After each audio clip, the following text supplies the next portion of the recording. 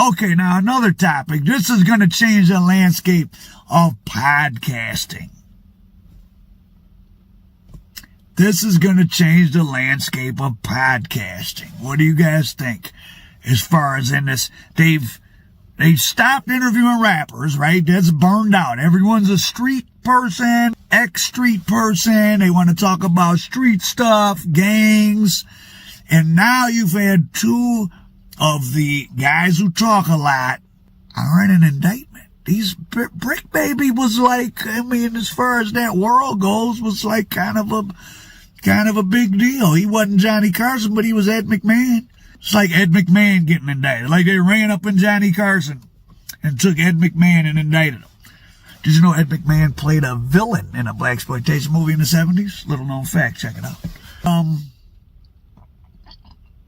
He had a leisure suit on and some big gazelle glasses. Ed McMahon is a villain.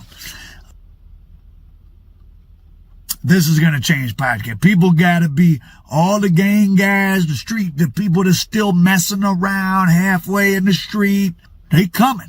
And this shows you that it's not only that they're doubling back and using what you say as evidence. They're using it to investigate in the first place. They are listening. Listen, please believe me when I tell you.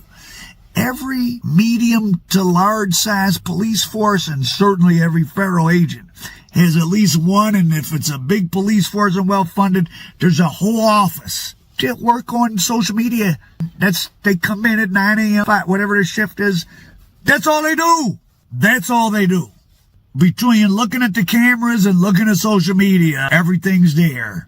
And the thing about running a criminal, being a gang, extorting people, you do need people to know what you're doing because it runs off of intimidation. And then also when you mix in the rap, where it's free marketing and promotion, you do sort of want people to know what you're doing, right? I want people to know you mess with Al Prophet, you're going to get shot up. Well, okay. Where is the line drawn from that to, well, Al had so-and-so shoot so-and-so at 2 p.m. on July 10th. Well, we don't want that. Well, where do you strike the balance? Well,